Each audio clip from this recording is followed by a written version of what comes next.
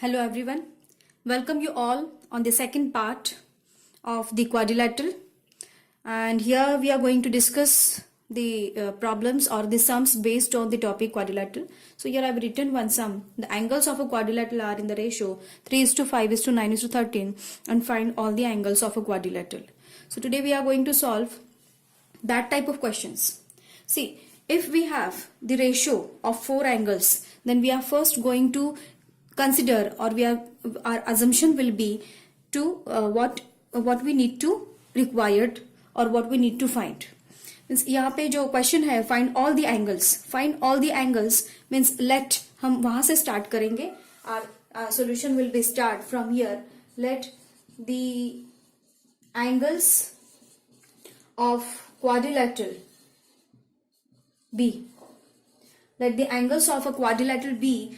Since 3:5:9:13, तो यहाँ पे आप लोगे 3x first angle, 5x second angle, 9x third angle and 13x should be fourth angle. So these are the angles of a quadrilateral.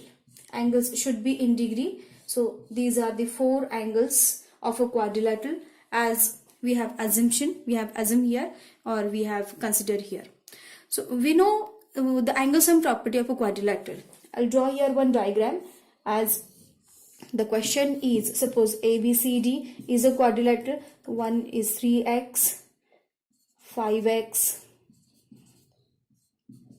13x. 3x, 5x, 9x and 13x. So as the ABCD is a quadrilateral and 3x, 5x, 9x, 13x are the angles. So here are the angles I have written, and by angle sum property of a quadrilateral we can write the addition of all these angles, means 3x plus 5x plus 9x plus 13x is equal to 360. Why? Because angle sum property of a quadrilateral. So let's do addition of this 3 plus 5 plus 9 plus 13, which is equal to 30. So this is 30x is equal to 360 degree. Now x is equal to 360 upon 30, because 30 is going to be shifted or 30 denominator में जाएगा, तो 360 upon 30, 0 will get cancelled and the value of x will remain 12. So here we have find the value of x, that is 12, and we need to find the angle, separate angles. So first angle was, and therefore the angles are, therefore the required angles are, and therefore the required angles are, the required angles are, first angle was 3x. 3x means 3 into x means 3 into 12, 36 degree. Second is 5x, means 5 into 12, which is equal to 60 degree. Then next is, after 5x the angle is 9x. 9 into x, which is equal to 9 into 12, which is equal to 108 degree. And finally 13x means 13 into x means 13 into 12, and 13 into 12 means 156 degree, which are the required angles: 36, 60, 108, 156. The question was very easy. The question was, as the angles were given in the ratio form, it's 3:5:9:13. We have taken here the angles as 3x, 5x, 9x and 13x. Let's do the addition of these angles, which will be equal to 360 degree as the angle sum property. Therefore addition of these 4 is 30x is equal to 360 degree. X is equal to 360 upon 30, 0 cancel, 3 1s are 3 12s are 36, x is equal to 12, x is equal to 12. Here we are getting the value of x.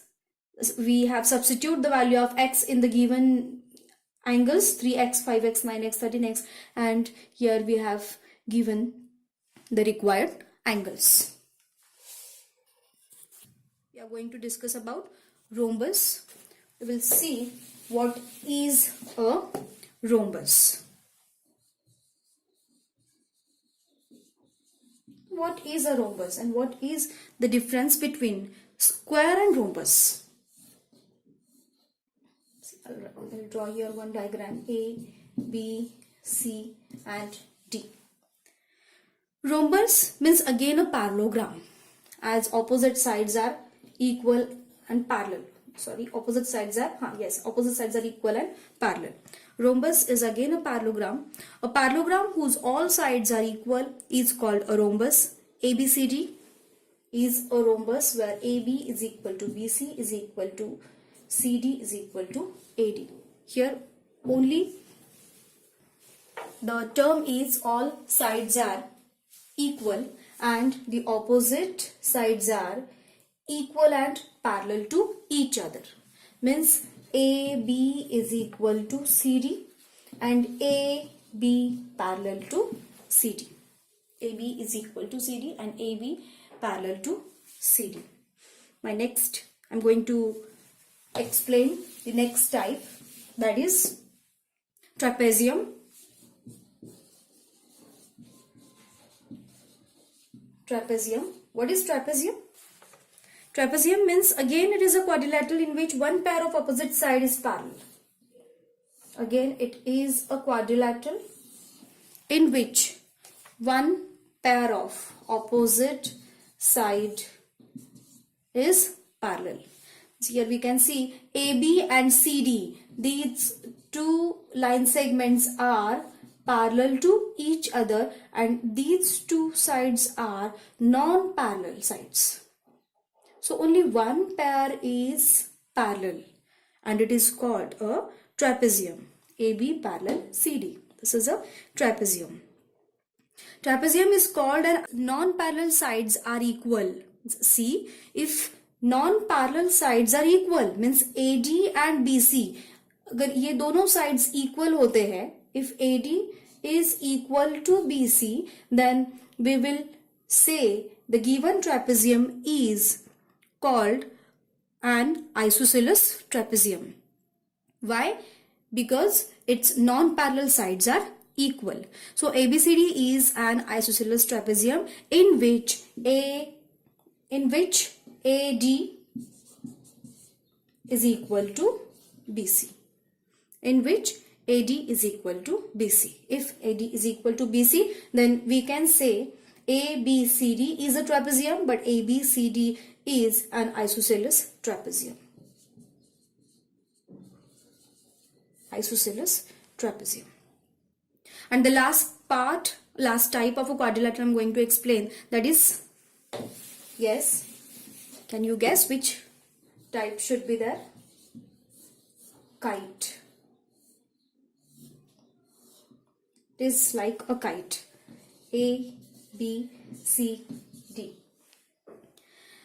This is also one quadrilateral. We can see one plane figure is there bounded by 4 line segment, and so this is a quadrilateral.